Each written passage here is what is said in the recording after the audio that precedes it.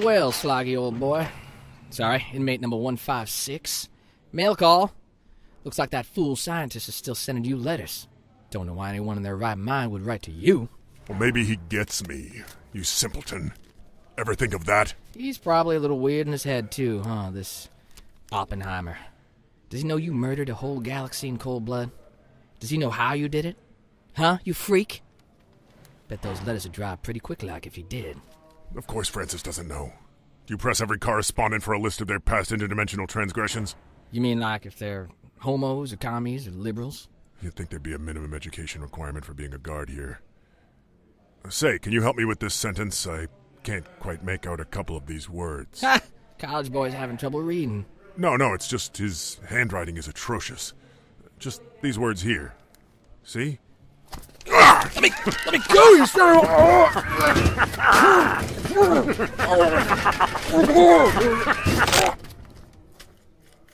It says Hadron Weapon. In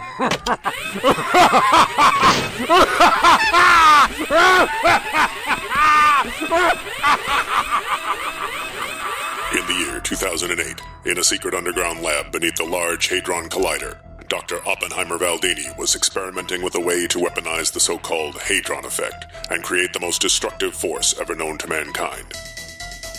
A freak accident caused the Hadron Weapon to misfire, tearing a rift in the fabric of space-time, remaking our world and the parallel timelines of the multiverse into an infinite succession of horrors. Mike Wilkinson, IT guy by day and indie filmmaker by night, was snatched from his world and thrust into a terrifying dimension of madness and pseudoscience. Now, Oppenheimer and Mike roam the multiverse, chronicling the end of all that is, desperately trying to find a way to heal the rift and restore order to the timelines, the only way they know how, by hosting a podcast. Hadron Gospel Hour, written by Michael McQuilkin and Richard Wentworth. Starring Richard Wentworth, Michael McQuilkin, Lisa McQuilkin, Michael Atkinson, and Wendy MacLean.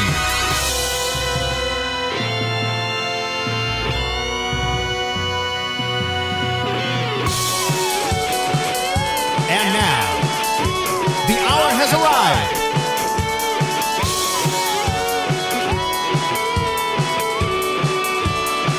Hadron Gospel Hour.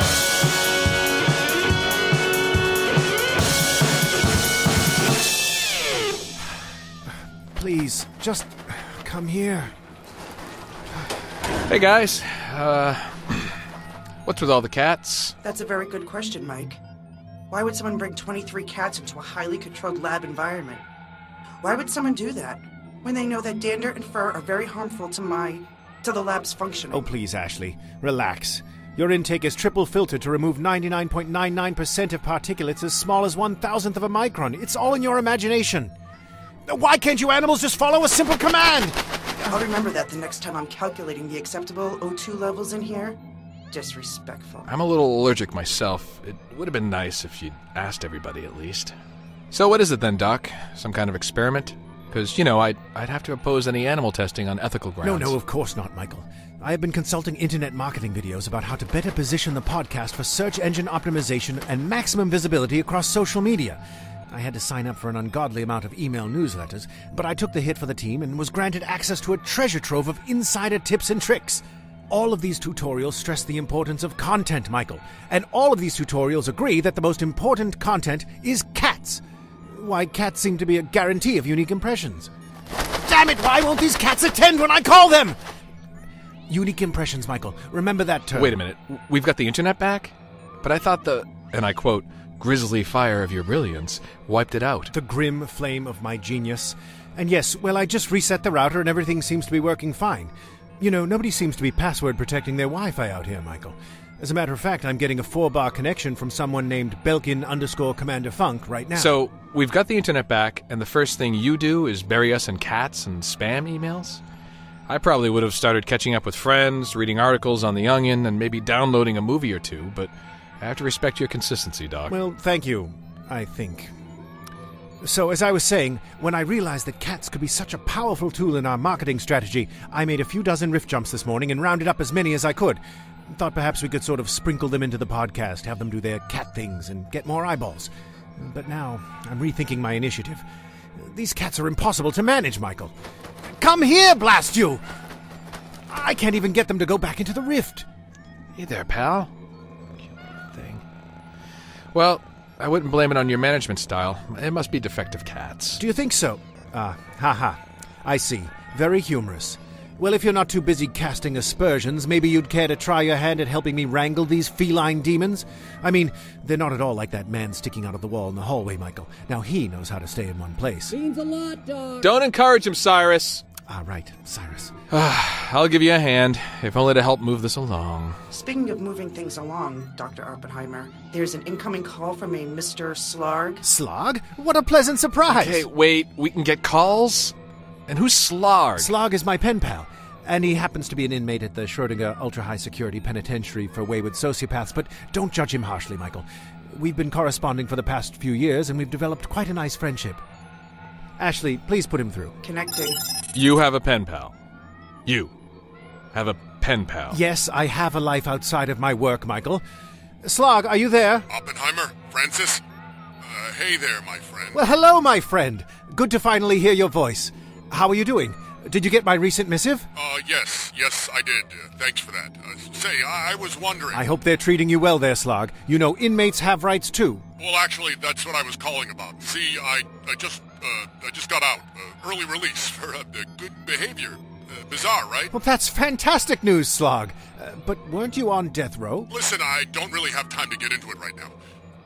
Do you think you could have that computer of yours whip up one of those special doorways? I didn't have any time to make arrangements for a place to stay, and... I don't know, Doc. You think that's a good idea? We don't even really know him. Of course you can stay here. Think nothing of it. Ashley, please trace the transmission and open a rift portal for my friend here. Yes, Dr. Oppenheimer. Calculating vectors. And if you could, hurry that along. Of course, Sl'aaarg. I'm sure you're eager to start your new life. Ashley, all due haste, please. There he is. Is it coming? Transmission traced. Opening rift portal. I'll be damned. See you soon, Francis. And I'll see you in hell, bastards! Well, he sure seems like an interesting guy. Are you really going to let him stay here? And why exactly are you pen pals with the... With a death row inmate? I expected more from you, Michael. Well, if you must know, it was my therapist's idea. Okay, I sleep in a break room in a lab that's stranded outside of space-time. I'm separated from my fiancée for maybe forever. I have to shower in a utility sink, but you've got a therapist. Several, actually. Takes a village, right? Or maybe a medium-sized city in your case, Doc? I just haven't found the right fit. It's like they all have the same rote script. Oh, Oppenheimer, you're so self-obsessed. Oh, Oppenheimer, your massive guilt about the Hadron event is only serving to mask your severely indulgent narcissism. Oh, Oppenheimer, you don't value your friendships. Oh, Oppenheimer, you don't pay attention to the people around you. Poppycock! You tell him, At any Doc. rate, one of the better head shrinkers suggested that I start a correspondence, preferably with someone as guilt-ridden as myself, such as an inmate, for example. Someone with whom to exchange those dark thoughts with an expectation of some degree of understanding and perhaps even sympathy. So I had Ashley scan the timelines and find a suitable match. She found Sl'aaarg. Great idea. Nothing could possibly go wrong there. So, what's he guilty of? What did he do that was so bad that he's on death row in an ultra-high security prison? Well, I'm a bit ashamed to say he's always been so interested in my story and in my work with the Hadron Weapon that we've never got around to that. I suppose I should ask him that eventually. Ask me what? What's with all the cats? Ah, Sl'aaarg. I trust your journey through hyperspace was uneventful? Well, it's a little strange in there, but yeah, fine. Wow, got out so fast you didn't have time to change clothes, huh? Who's this twerp? What? That twerp's name is Michael, or Mike. And he's helping Dr. Oppenheimer fix that. Francis, you didn't tell me you got an assistant. Assistant? Hey! So with all this help, you must be pretty close to fixing that Hadron Weapon by now, right? Where are you hiding it, Francis? The no, far from it. We're working on healing the damage that the weapon caused when it misfired. And the podcast. Don't forget the podcast. Oh, yes, and the podcast. But there will be plenty of time to catch up on all of our doings when you've had a chance to freshen up. I'll go prepare you a spot in the break room. You mean my room? I'm staying in the break room. Now, Michael, surely we can all sacrifice a bit while Sl'aaarg here gets back on his feet. Should only be for... how long will you be staying? I don't know, a couple of weeks. A couple of weeks, Michael. A minor inconvenience, let's be honest. Well, let me set you up in there, and I think there are a couple of spare jumpsuits lying around that aren't so, orange and prisony. Won't be but a minute. Give you two a chance to get better acquainted. Glad to have you here, my friend. Glad to be here. Very glad indeed. Though soon you won't be. What was that? I said thank you, Francis. Okay then. Be right back. So, good behavior, huh? What? Yes. I started up an early music consortium with some of the other guys on death row. Warden said it enriched the prison environment. You ask a lot of questions. Only when there's questions to be asked. So, what did you do that landed you on death row? No harpsichords or lutes were involved, I hope. I don't like your tone. I don't like being called a twerp. Well, anyway, I'm here now, and that's all that matters. And it looks like we're going to be bunkmates. More than enough time to get all of those nagging questions resolved. So is Francis serious? You aren't fixing the Hadron Weapon? You're just fixing this hole? Yep. What a waste. So this rift, it can take you anywhere? Just about? Well, if the weapon cannot be repaired, then I suppose that will have to do. What was that? Nothing. I don't trust you. Well, I don't like you. Liar. Twerp. You son of a... Boys, you separate this instant. There will be none of that tomfoolery in my lab. Listen, Mike. When Francis reached out to me in prison, I was the only person that he'd spoken to since the accident. I listened to him, Mike. I was there for him. Whatever else you think of me, whatever else you suspect, you've got to give me that much. You're right. You're right, Sl'aaarg. Thanks for what you did for Francis. I know from experience how huge it is to have someone to talk to when you lose something that big. And maybe you're still getting adjusted to being out of prison. I can't even imagine, to be honest. Cooped up in a cell. Trapped in a place that, for whatever complicated reasons, you can't leave. Forced to look at the same four walls, the same vending machine, the same arm sticking out of the wall next to that vending machine. Wait, are we still talking about Sl'aaarg? Yeah, oh yeah, of course. Well, Mike, I guess I'm sorry too. I suppose I've got some learning to do. But I'm a fast learner. What was that? Manual coffees for everyone. It's a specialty of mine, right, Michael? Sure is, Doc. Quick gulps. Oh yeah, excellent. Thanks. Hey, Oppenheimer, can I talk to you for a minute? It's about the the cats. Certainly, Michael, though a bit rude. Please excuse me, Sl'aaarg. You never know when inspiration will strike with this one, and I've learned to listen to him when it does. Whatever. What is it, Michael? Have you figured out a way to control these wild creatures? Or dispose of them? Listen, it's not about the cats. I know Sl'aaarg is your friend and everything, but I just don't trust him. I don't think he was let out of prison for good behavior, and I think he might be planning something. What? What do you mean, Michael? Where did you get such a foolish notion? I'm not sure. I don't have any proof. Just a feeling. And all that stuff he keeps muttering under his breath. Oh, yes, I have noticed that. So let's just be careful, okay? I'll tell you one thing. I'll be happy when he's out of here. Now, Michael, I do think you're overreacting, but okay, for your sake, I'll be careful. Though I think you may be just a bit jealous that there's another fellow with the common touch around the lab, Maybe just a little? You know, I can honestly say I don't at all know how to respond to that. Gentlemen, I don't want to interrupt your cat conference, but I'm exhausted after all that running, discharge paperwork, and I could really use some shut-eye. I got a big day tomorrow, job search and all that. Of course, Sl'aaarg, all in due time, but I hope you'll please grant me one small indulgence first. Allow me to share with you a glimpse into the worlds of madness that my singular intellect has loosed on the multiverse. Here we go. Prepare to be dumbfounded, Sl'aaarg, as we view tonight's Tales of the Hadron Rift. Ashley? Oh, right. Playing. Hey, it was rewound. Well, I'll be.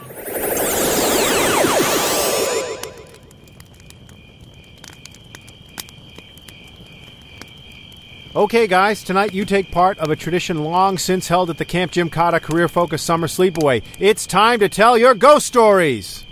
Yay, indeed. Now, I'm sure you've all given your individual stories plenty of thought, but let me just reiterate some of the guidelines. The stories must be scary and or creepy, completely original, keep the nasty language to a minimum, and most importantly, you should try to incorporate your long-term career focus into the story. All right, let's go around. State your name, target career, and then begin your ghost story. You first. Hi, my name is Clarissa with a K. I'm studying to be a doctor, and here's my tale.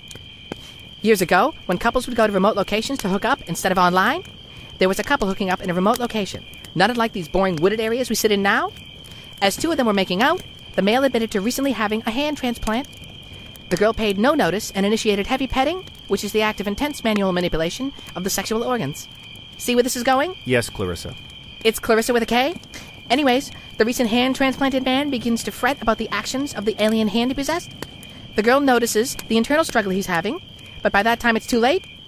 She's choked to death, the body is disposed of, and this is a real phenomenon known as phantom limb syndrome.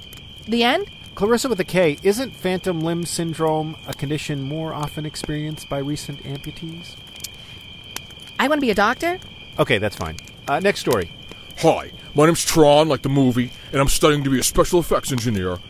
My story starts with this awesome establishing shot of a futuristic city. Can you describe it a little more? You'd have to see it in the finished rendering. It'll take weeks to complete, but trust me, it's awesome. 3D IMAX would be ideal. Anyways, we pan into a post-apocalyptic grotto filled with awesome mutant amalgams of cross-reference classic movie monsters. Like 7 feet tall, tons of needless appendages, lots going on, except in the eyes. There's not a lot we can do about that yet, but we're working on it. Well, that's promising. So one of them stops as he recognizes one of the other impossibly designed creatures. He's got like all these needlessly baroque steampunk armor pieces moving around, almost like it takes a Swiss watchmaker to just tilt his goddamn head. And he says, "You look like something out of a Del Toro." Interesting. No shit. So the other one pauses for a second. Well, he stops talking, but the mind-numbingly complex micro-detail in his skin keeps cycling, like a vomit of partially digested throwaway technology, if vomit was awesome. He says, "There was a guy here last week that said the same thing." Well, right then they both break the fourth wall, look right at the freaking camera, and say, "But that guy died." The end. Okay, I see what's taking shape here. Let's move on. You? My name is Tobias Windfall III. I am studying law, and my tale begins with a spurious claim of wrongdoing and or serious bodily harm directed at my client, an upstanding member of his community and a documented blood donor, from an individual with a history of baseless accusations and needless litigation, costing this city countless millions of taxpayer dollars. Okay, is one of these individuals a ghost, Tobias? Should my jury selection process prove effective, yes. Okay, yeah, great. Most stories don't start off with an afterword, but yeah, last one. Hi, my name is Jason. I plan on driving a municipal bus. Here is my tale. Many years ago, in the sleepy New England town of Meldon, a recent driver shortage in the school busing system prompted the hiring of out-of-towner temp workers. One such temp was a man by the name of Tom Trumbridge. Well, by October, Tom's route was one of the longest, driving 40 or so middle school kids all across town. One night, after dropping off the last kid just after sundown, Tom closed the door to the bus and drove into the quickly darkening streets of Meldon, allowing a moment of quiet relief that he had gotten all of his kids to their homes safely. After driving a few blocks, something catches his eye in the mirror to his right. He glanced back to see rows of empty seats. Not one to throw caution to the wind, Tom stops the vehicle and walked the length of the bus, scanning the seats as he went. In the last seat towards the back, he sees an old aluminum lunchbox rusted shut. Figuring one of the students left it, he brought it with him to the front and resumed his long journey to the school lot. A few minutes later, the sky was a starless black sheet. Suddenly, Tom hears a loud noise that makes his heart skip a beat, like a body falling from a seat onto the floor of the bus. Tom looked in the mirror, waiting for streetlights to pass through the windows and illuminate the interior. He saw nothing. Looking forward toward the road, Tom continued to periodically glance back, but nothing moves. About a mile away from the school lot, Tom felt what he described as something breathing against his neck, warm and labored, something right behind him. Instinctively, he stopped the bus and pulled the lever that opens the doors, ready to make a hasty exit. He again sees nothing, but something brushes past him as he hears the undeniable sound of footsteps running down the stairs of the old school bus and out into the night. Unwilling to stick around, Tom ran from the bus. He saw a home nearby with the lights on, so he decided to run over and ask the inhabitants to use their phone. A middle-aged woman, looking much older than her years, answered the door. Before Tom could say anything, the woman looked down at his hand. A wave of recognition flashed through her eyes, and she began to cry. Tom looked down and realized that he still had the old rusty lunchbox in his hand. The lunchbox that belonged to this woman's son. The son that was struck and killed by a bus 10 years ago to the day.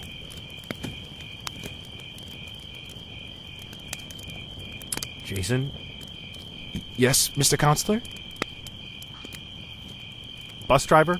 Seriously? You couldn't come up with a better career choice than that? Your parents are paying for this, you know. Well, I just thought... You thought your parents would approve? Well, guess what, future bus man? They probably want you to aim a little higher than that. You kids just don't get it. I want to be a doctor? Well, then go be a damn doctor, then. Just leave me out of it. Sorry, I got here as fast as I could. No worries, me too. I got the ping that Kelsey was fidgeting during our monthly progress report meeting.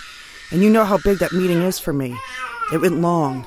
She was in a complete fit by the time we got out, and the travel tubes were a mess. She's been screaming like this for hours, huh? Yeah, and I'm starting to get concerned. She looks okay, right? I mean, this is the normal way a baby's supposed to look, right? I think so. I mean, I don't really remember her looking any different. Maybe a bit less red and scrunchy. Let's be honest, I don't look at her much. Yeah, me neither. Well, I'm officially concerned now, too. What do? You're the mom. Chauvinist. For real, though, we need to figure this out. I have no idea what this screaming is all about. Let's call support. The number should be on the side of the pod. Okay, yeah, let's see.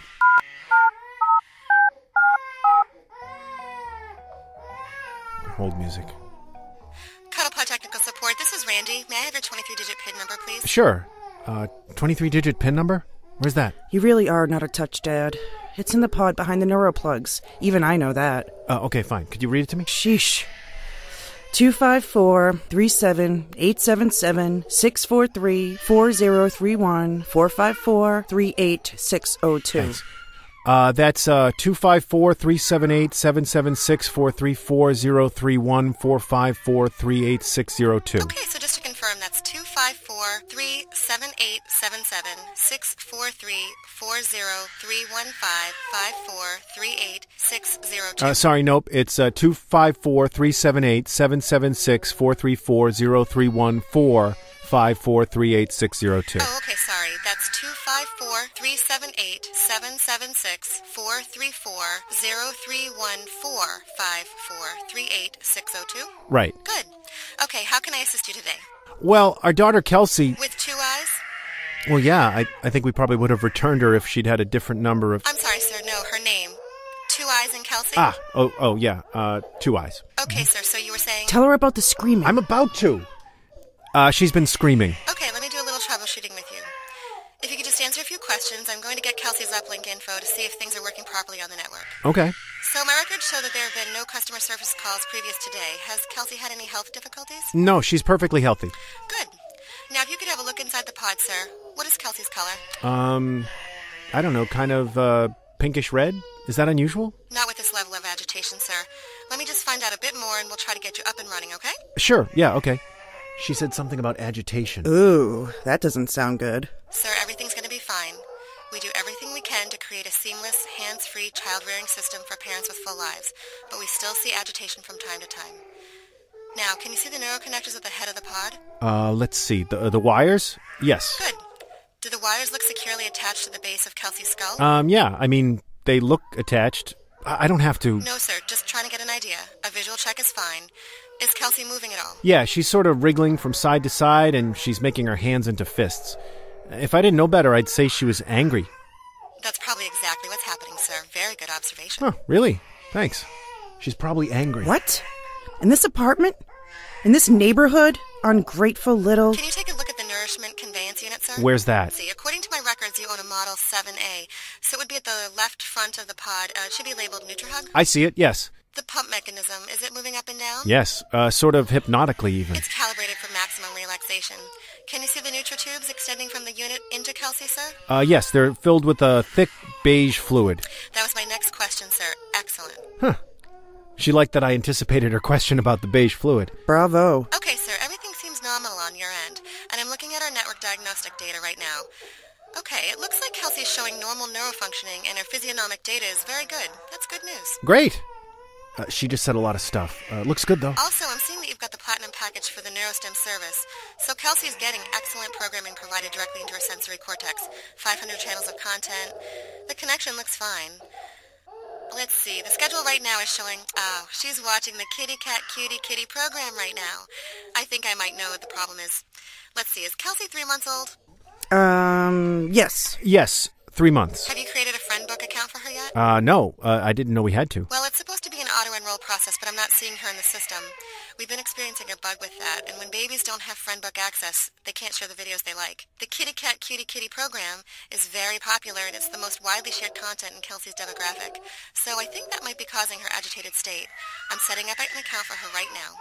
A confirmation message will be sent to your stim box. The address we have on file is Blythe, Ellen, and Kelsey at product.net. Is that information correct? Yes, all one word. Excellent. Blythe, she stopped screaming. She's smiling. Great. Wow, so that fixed it, huh? Looks like it. Our apologies for any inconvenience that glitch caused. You should begin seeing Kelsey's status updates in your feed within a few minutes. Basically, it transcodes baby's thought forms into verbal form. Is there anything else I can do for you today? No, that's terrific. Thanks so much. Thank you, and have a wonderful day. Okay, bye. Well, that's that. Whew. I thought she was going to tell us to pick her up or something. That's good. That's real good. I needed a laugh. Say, have you looked at those vacation brochures yet? Yeah, I was thinking Barbados.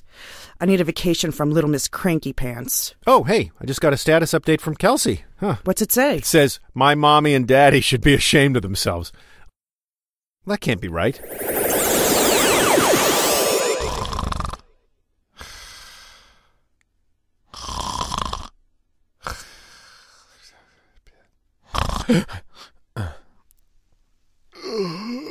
Oh, jeez. Beth, I just had the weirdest dream. I was in this interdimensional bunker spaceship thing, and there was this kooky scientist and a rift in space-time, and a talking computer, and a guy in a wall, and a podcast, and Thor, and... There, Michael. You're safe and sound, albeit in the exact situation you're describing from your nightmare. Oppenheimer, what the hell are you doing in here? And what time is it? It's 3 a.m. I came to get a seltzer. I couldn't sleep. I'm just too excited about having Sla'arg here. I'm thinking I'll take him to the People Candy World tomorrow, do a little shopping, get some new clothes for his job interviews. By the way, you snore loudly, Michael. It's a wonder you haven't woken Sla'arg up with all of your honking. Okay, first off, I don't snore. And second, his bedroll seems to be, how should I say, Sla'argless. Completely unsuspicious, right? What do you mean, Michael? Are you still letting Sla'arg's rough, manly vibe get to you? He's probably just gone to the lavatory. I know I will be if I keep drinking this delicious seltzer. Well, better go check it out. Well, I still don't get all this paranoia, but I'll go with you, if only to prevent you from bludgeoning any imaginary bogeyman to death with one of your flip-flops. Jeez, it's much quieter out here than usual. Wonder if we should check on Cyrus. Oh, hey, fellas! You're up early. Jesus, Cyrus! Don't do that! Sorry, Mike. You two couldn't sleep either? Huh? I don't blame you. That new guy's a total Debbie Downer. And you know I can get along with just about anyone. Oh, great. Another threatened alpha male. No. Cyrus, what do you mean? Did he say anything? Well, yeah, we chatted a bit. I'm always interested in people's stories, but he was really rude about my condition. Just a negative Nelly, you know? Anyway, he was really interested in the Doc's experiments. Like what exactly? Well, he wanted to know where Doc keeps the Hadron Weapon. So you told him? You bet I did. Anything to get rid of him. I don't need to be around that kind of energy. I know you know what I mean, right, guys? Yes, excellent. Michael, I'm flattered by this jealous streak of yours, but surely Sla'arg's interest in my work is harmless. Well, he did laugh in a kind of sinister way when I told him. All right, that's it. See you, Mike. Let's catch up soon, okay? Michael, wait! Michael, please. I just know that you're going to be very embarrassed when we find out that Sla'arg is only innocently interested in... Henchman, please. Gently now. We don't want to break any of this sensitive equipment. Oh, my. Francis, hey, what are you guys doing up at this hour? My poker buddies and I were just moving some things around so we could set up a quick game of Texas Hold'em. I hope we didn't wake you. Are you kidding me? And where did these goons come from? Michael, Ashley must have brought them here. Ashley, that's right, isn't it? You brought Sla'arg's poker buddies here from their world, right? Ashley? Well, I was hoping this would go down another way. Lads... Now just you wait a minute, ruffians! Hey! Let me go, you bastards! I put Ashley into sleep mode, Francis. She certainly is a feisty one, isn't she? And it was I who located my associates and brought them here through the rift. I don't understand, Sla'arg. Why? Do you have any idea of the intellect required to snuff out an entire galaxy, Francis? Actually, I imagine you might. But do you know how I did it? I caused the simultaneous eruption of a devastating chain of supernovae. An operation involving countless precise calculations and rigorous, finely calibrated execution. A network of billions to pull it off. It was flawless. Glorious. It was the most horrific display of willful destruction ever witnessed. Well, that is until you and your Hadron Weapon came along, Francis. What you did in your ignorance eclipsed my great work in totality, rendered my crimes pitifully insignificant. The fracturing of the multiverse, as Gawker termed it. It was the talk of every parallel. You were now the most hated man in human history. My galactic atrocity was consigned to the back pages. Do you know how much that hurt, Francis? Sla'arg, I'm not sure Luckily, my criminal network was still very much intact, and unlike present company, my pain has only ever spurred me to greater heights. And I've never been burdened by what your weak kind call guilt. And I had nothing but time. So I studied you and your research, Francis. Oh, I studied you well. And when my associates informed me that you were plowing through psychiatrists to cure your melancholia, well, it was no difficulty at all to put one of my men on the job, one who made a simple suggestion that so surely led you to correspond with the man who snuffed out a galaxy. Thus the trap was laid, Francis. And for the past few years, that trap has closed like a fist inexorably around you and your Hadron Weapon. As for the security of your lab AI, let's just say you should have bought the deluxe edition. You better not have hurt her. And this one, really, Francis, a man of your caliber? You could have chosen a better class of friends. Well, none of that matters anymore, I suppose. Now let's see, where was that manual rift open control again? Ah, yes. Say goodbye, Mike. Sla'arg, no! Please, you can't! You see, Mike, Francis knows that hyperspace is not a very hospitable place for the denizens of the lower dimensions. Oh, it's fine for short jaunts, but trapped there, you probably won't last more than a few days. Maybe a week. And it won't be a very fun week, as you are slowly deconstructed and consumed in the furnace of creation. Sla'arg! And that's that. Gentlemen. No! Let me go! You let go of... Farewell, Mike. Sorry I didn't make more of an effort.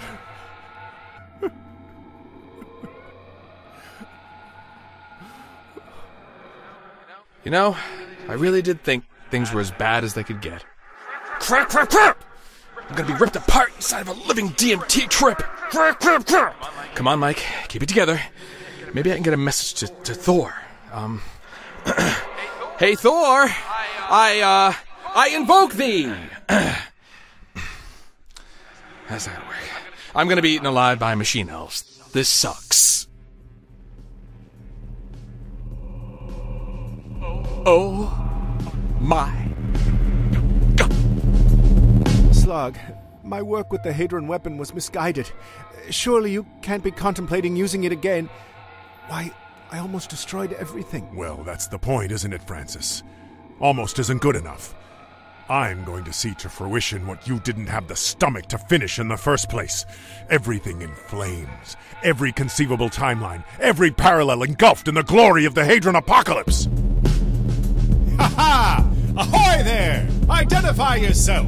Human, flotsam, jetsam, space jump? I'm a Mike? Well, Mike, it's irrelevant, my friend, because your foundering's at an end. For you are in the presence of the legendary rift ship Deus Ex Machina, and I, her captain, the exhilarating and action-packed Commander Falvey! That was me. I was off on that one. Soul Pilgrim Mike, make ready to come aboard! I think it says something about my growth as a person, but I am completely unsurprised by all of this. Okay, on my way. Let's see, the first thing we'll do is dispose of all these cats. Then do what you can to sterilize the hallway. I don't want to have to make small talk every time I need to use the bathroom. But Sla'arg, that's a... man? Yep, that's right, Doc. A man. Sla'arg, that's a man out there. You can't just... You really are thick, aren't you? I'm so disappointed in you, Francis. Maybe I won't let you live to see all of this doom after. Ah! Boys and girls and, cats, prepare to be boarded by Commander Funk! My new friend Mike was telling me about a ne'er-do-well named Sla'arg, so me and my crew thought we'd come and see. So let's cut the Felger carb. I got a brain full of meat and a sword made of lasers. So tell me, you feel fortunate, punk? Because you'd better have a plan, or you'll end up half a man when you've been julienned at the hands of Commander Funk! Alright, that's alright. We'll work on it soon. So, Mike, where's this Sla'arg fella? Your thrice funky retribution is at hand, you bad, bad man. That's him, right there. But there must be some kind of misunderstanding. I'm only helping the doctor here. Don't build shift a build shifter, man. Ensign Crankcase, apprehend these jive fools. Yes, sir, Commander Funk, sir. Stop! You'll never take us. I'll destroy you! Well, I'm no math magician, man, but I count 30 of my seasoned salty crew here against your 5 lubbers. And I've got a ship full of backup anchored in the rift just out there, so... what do you say? I suppose I choose the rift! Far out. I won't lie, friends, that was easier than I thought it'd be. So what to do with you remaining chumps? Again, surprisingly smooth. Well, young blood, I guess your happening is back up and running. Is this your main man, Oppenheimer? Yeah. Hey, Doc, are you okay? Just a bit shaken, is all. I still can't believe that Sla'arg would... How can I be so blind? Hey, brother, don't get too bummed. Why, I remember when our spaceship got sucked into the black hole that spit us out into the rift. I didn't have any idea what a black hole even was. Now, of course, I know that even time cannot escape the intense gravitational pull of the black hole. That could be debated, Commander Funk. No, we weren't doing it that time. Only when I signaled, okay? Anyhow, what matters is you guys are safe and that Sla'arg turkey's gone for good. I certainly hope he is, but somehow I feel we've not seen the last of him, Commander... Funk. No, we're not.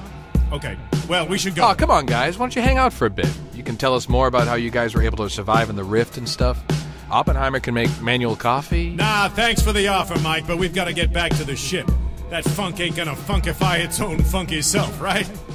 So saith the solid state, platinum-plated scourge of the quantum seas, Commander Funk! You were supposed to do it that time, guys. I get it. No, it's too late now. Just... Okay, we're out. I'm sure we'll see you cool dudes again. Stay groovy, brothers. Funk out! Sheesh. I think I could use at least 2 weeks off after this one. I hear you, Michael. Say, Oppenheimer, I'm sorry I wasn't more understanding of your relationship with Sla'arg. I mean, I know I was right about him, but maybe I could have been more considerate about it. Sorry, Doc. I think I discovered you're a bit more human than you let on. And I learned something too, Michael. Those therapists, even the ersatz ones, were right. I am a narcissist. I need to take time to value the people around me. I need to learn to be a better friend to you, to Ashley, even to Cyrus. Oh, love you, Doc. I love you too, Cyrus. Wow, that's great to hear, Doc. You know, it's times like these that I'm grateful we don't live in one of those sitcom worlds where they hit the reset button every week and everyone's back to their old selves, regardless of the lessons they learned in the previous week. So, hey, how do we start Ashley back up, anyhow? Oh, just hit that reset button there. Happy birthday.